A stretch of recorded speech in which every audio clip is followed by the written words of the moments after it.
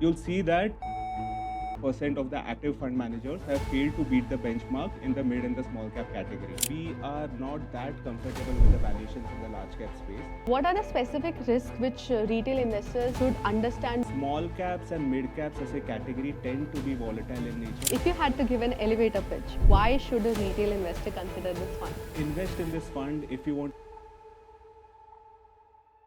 Today we are speaking with Ashutosh Shirwaikar, Head of Investments at Navi, the mind behind the company's equity strategies, including their newest launch, the Navi Nifty MidSmallCap 400 Index Fund. Now this is India's first passive fund giving combined exposure to 400 mid and small cap companies, essentially the entire non-large cap universe of the Nifty 500. Ashutosh brings nearly a decade of equity markets experience across sectors like power, auto, media and chemicals. Let's dive into how this fund works, the strategy behind it, and what investors should really know. All right, thank you Ashutosh for taking time out and talking to FYERS. So, Navi has launched India's first passive fund tracking the Nifty Mid-Small Cap 400 Index. As a retail investor, मुझे इससे क्या समझना चाहिए, especially when I'm someone who's used to active funds? So for a retail investor, especially someone who is used to active funds, I think this fund offers a very simple and low effort way to taking exposure to the mid and the small cap category. With a passive fund, you don't have to worry about fund manager bias, कौन से stocks pick कर रहे हैं, कौन से बेच रहे हैं. At the same time, because it is an index fund, it is market cap weighted and rebalanced every 6 months. So you also don't have to worry about if you're getting overexposed to one category. Yeah. So typically what happens with market movement during euphoric phases, it is possible that your portfolio becomes overexposed to the small cap category. On the other hand, जब cycle turns, it is possible that you become too conservative. So that is completely handled by this fund because it is automatically rebalanced. Now, lot of investors, they rely on active schemes in the mid and the small cap category. Yes. Now, but the reality is that very few active fund managers are able to beat the benchmark consistently. If you look at the latest SPIVA scorecard, which is a report on active funds released by S&P Dow Jones, you'll see that 77% of the active fund managers have failed to beat the benchmark in the mid and the small cap category. So that's a pretty high number. So with the passive strategy, you ensure that you're not relying on fund manager skills to pick stocks. You ensure that your portfolio is rebalanced automatically. And it is a low-cost approach to investing into this category. That makes sense. लेकिन आशुतोष, मेरा second question ये है कि large caps are hitting, new highs, while mid and small caps are struggling in most of 2025, we have seen. So why choosing this product right now? What is that one opportunity which you have seen? So as a fund house, we are not that comfortable with the valuations in the large cap space. Also, if you look at the large cap companies, they are a greater exposed to the global economy, especially sectors like IT and pharma. And we all know that global economy is currently struggling with some challenges. On the flip side, I think the domestic economy looks extremely resilient at this point because of the rate cuts that are happening, the tax breaks, both direct and indirect, and the pickup in credit demand. I think many of the small cap companies which are focused on the domestic economy stand to benefit from this. Also, there are a lot of small cap companies who are suppliers to larger industries. And with the whole focus on domestic procurement across most sectors, the small and the mid cap space look extremely attractive.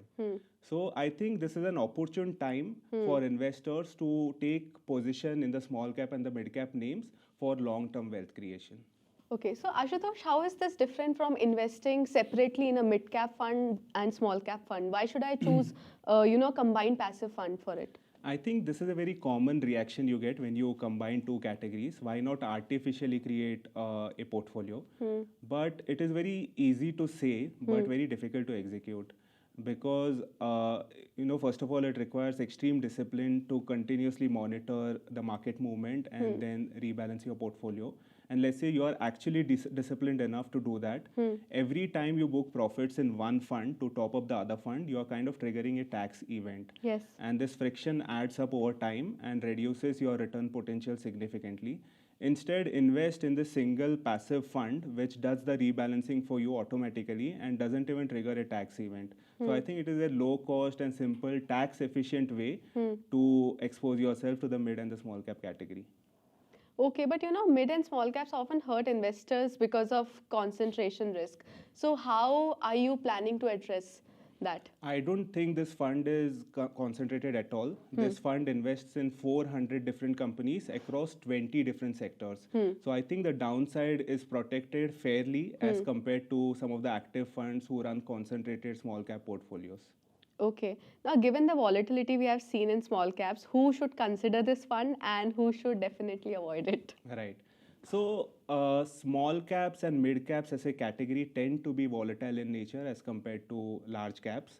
While this fund is well diversified and gives some downside protection, I think investors who have a shorter time horizon or who expect need of funds in the immediate future, I think they should bear some caution when investing into this fund.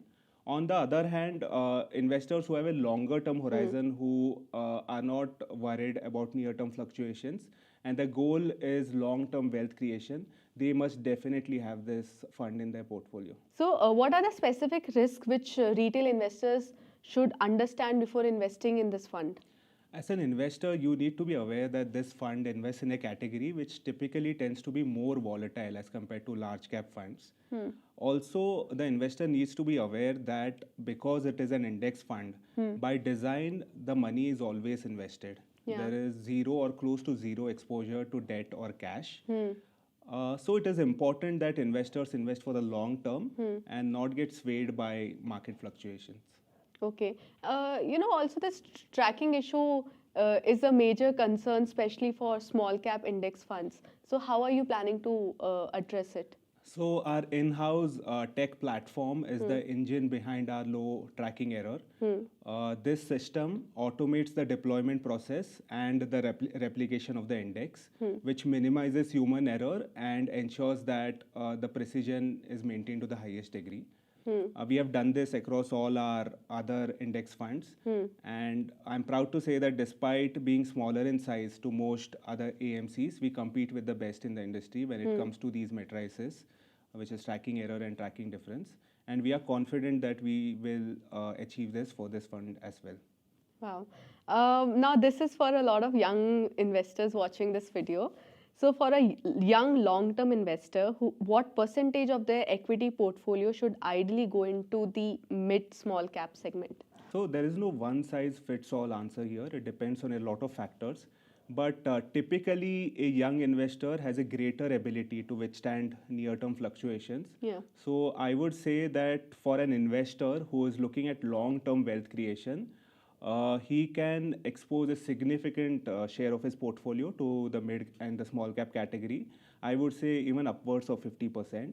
Important thing is to stay invested and not take irrational decisions based on market fluctuations and invest for the long term. All right. So finally, the question which I ask all the fund managers, if you had to give an elevator pitch, why should a retail investor consider this fund? Invest in this fund if you want a simple, tax efficient and low cost way of exposing yourself to the mid and the small cap category. Thank you, Ashutosh, for breaking this down so clearly. Mid and small cap can feel intimidating, especially in a volatile year like 2025. But with the right structure, time horizon and discipline, they can be powerful wealth creators. If you found this helpful, do check out the details of the Navi Nifty MidSmallCap 400 Index Fund. And as always, invest based on your goals, risk appetite, and long-term strategy. We'll see you in the next episode. Investment in securities market are subject to market risk. Read all the related documents carefully before investing.